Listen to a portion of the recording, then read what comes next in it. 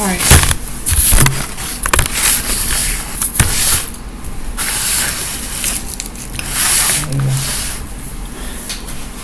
Hello. In this video, we are going to talk about why genetically modified foods should not be sold in grocery stores. But before we get into the video, I would like to introduce myself. My name is Zara Rakes, and I am performing this persuasive speech here at Central Virginia Community College in a public speaking course. Now, let's get into the video. Now, you wonder why I'm asking, why should not genetically modified foods be sold in grocery stores? Well, do you know how often you eat heavily processed, boxed, or fresh supermarket items without knowing their true origin?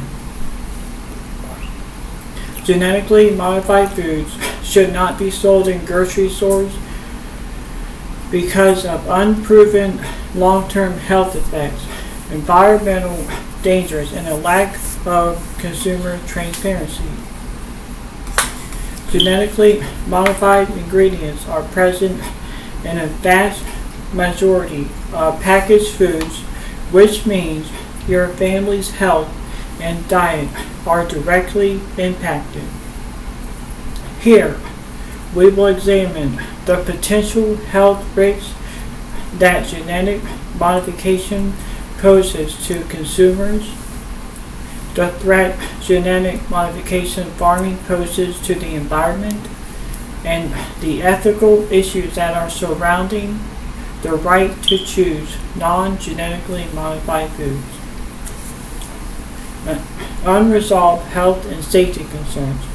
There is little known about the long-term effects of consuming genetically engineered DNA. There are studies in animals that indicate serious potential issues, including organ distress and immune system problems. The introduction of foreign genes may increase the risk of unexpected allergic reaction for consumers. Now that we discussed the unresolved health and safety concerns, now we'll discuss environmental and agricultural threats. Genetic modified crops are frequently engineered to withstand heavy spraying of herbicides such as glyphosate, in which it increases the amount of toxic chemicals in the soil and water supply.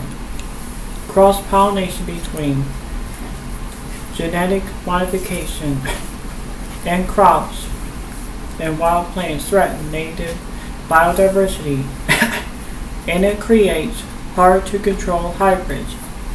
It creates a system of heavily dominated by a few large biotechnology corporations, in which it limits crop diversity and makes the global food system more vulnerable toward disease. Now that we discussed the environmental and agricultural threats, now we'll discuss the solution to genetic modified foods and the lack of transparency and consumer choice. Solution to genetic modified foods and the lack of transparency and consumer choice. There are many consumers who prefer organic or local foods for religious, cultural, or ethical reasons. The solution is we need to encourage the government to pass laws and ban GM foods from becoming the norm. Grocery stores, manufacturers often exploiting loopholes to avoid clearly labeling the genetically modified ingredients, in which it is stripping buyers of their freedom of choice of non-genetically modified foods.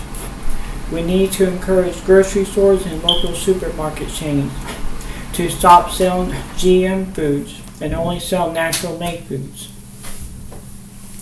Now that we discussed the solution to genetic modified foods and the lack of transparency and consumer choice, now we'll discuss the call to action.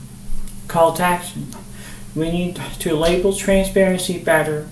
We need to support non-GMO foods, genetically modified organic farmers. We need to support We need to support label transparency. We need call to action. Okay, start over. We need to label transparency better. We need to support non-genetic modified organic farmers as well as purchasing produce from local farmer markets when possible. Now that we discussed the call to action, now we'll summarize all four of what we just discussed. Unresolved health and safety concerns, environmental and agricultural threats, solution to genetic modified foods, and the lack of transparency and consumer choice, and call to action. Now that you know how much food you likely eat daily that is genetically modified, we need to act now before this becomes a norm. And here are some reference for of your websites that are related to what we just discussed. northcoast.organic/say no to GMO foods. And this is from North Coast Organic. Healthline.com/nutrition/GMO pros and cons. #definition. And this is from Healthline. oneworldeducation.org/our students writing/GMOS war on our place 2. This is from One World Education. Thank you. Good job.